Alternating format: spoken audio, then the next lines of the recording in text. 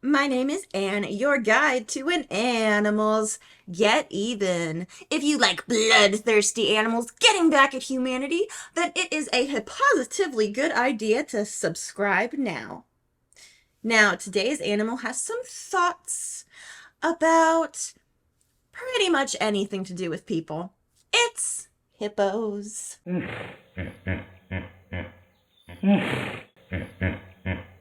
Today we're actually going to go over not just regular hippos, the hippos you all know and love, but also the pygmy hippo. But we'll be starting with the main hippo. We're going to be starting in China. Like most of our stories, this starts out as just any other day. This zookeeper had entered the enclosure to feed the animals when two bull hippos started to attack each other. The territorial bulls are going at each other, so the zookeeper decides to try and break up the fight by distracting one of the hippos, but obviously that just ends up with him under fire.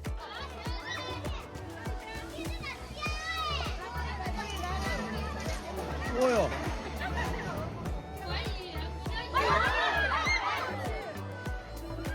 He ended up slipping on wet concrete that was just outside of the actual hippo hut, and you could see the hippo was just absolutely prepared to launch what could only be like a devastating assault.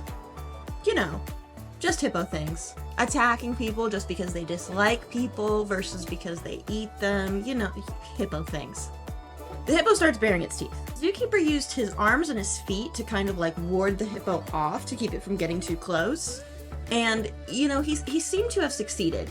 And I think really what it was is that the hippo was just in a bad mood and just wanted to establish its dominance, and it felt like it had. Because I think, you know, if a hippo really wants to, your arms and feet aren't really gonna be enough. You know what I mean? The keeper grabbed a stick of bamboo just to, you know, just as humans do. You know, you're like, don't want that to happen again, so you grab something, but you're not really intending to have to use it or anything, it's just to make yourself feel better.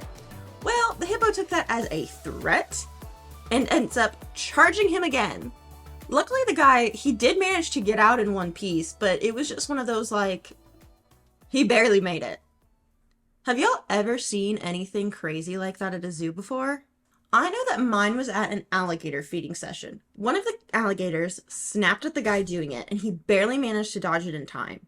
Okay, but in the dodging of it, one of his flip-flops comes off, because it was like a show type feeding encounter, and the gator ends up absconding with the flip-flop. It's just doing keep away with it. It was a whole thing.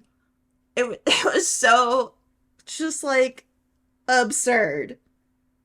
Let me know your stories in the comments. Now we go to the Czech Republic, where the lesser known pygmy hippo has struck. Told you that would be coming up. Now, there was very little information to go off of, so I'm gonna give you what was actually recorded on the record. The keeper, who was reportedly very experienced according to the zoo, ended up bitten in the leg by the animal, and doctors were battling to save the leg because of the amount of blood that was lost and all of that.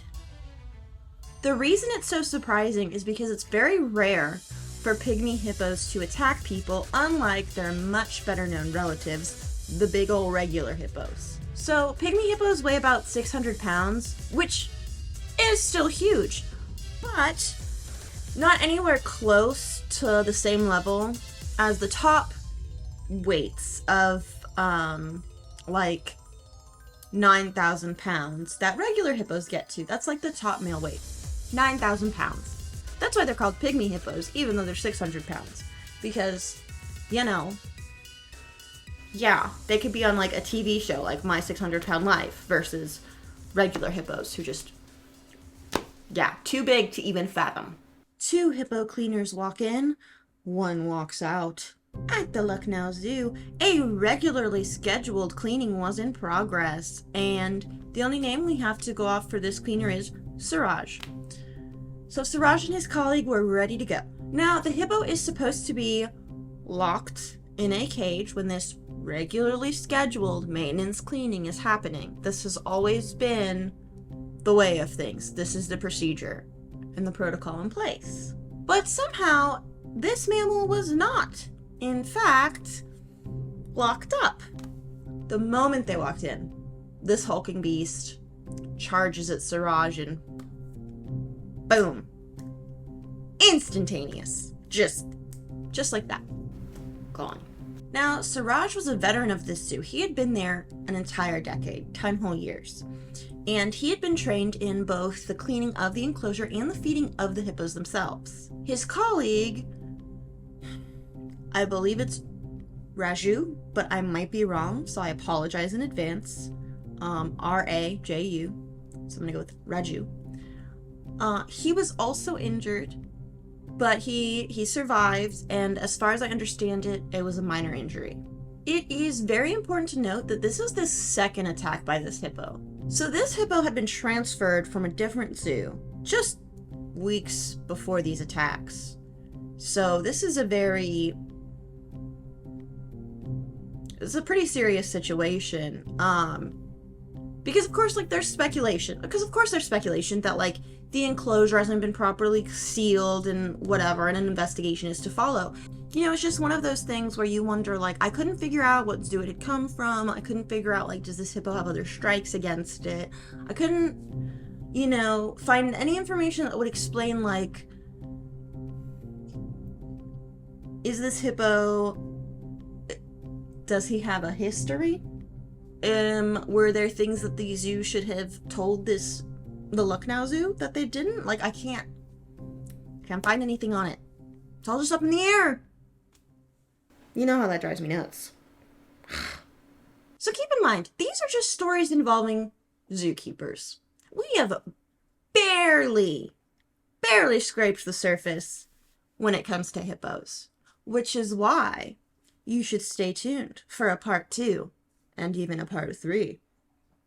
Yeah, we have got a lot of hippo to cover, which makes a lot of sense because, you know, the 9,000 pounds thing. There's a lot to cover here. So stay tuned and there will be more. And if you liked this video and you want more bloodthirsty animal content, hit that subscribe right now. That way you can see part 2 and part 3. I am here Sundays, Wednesdays, and Fridays. Bye!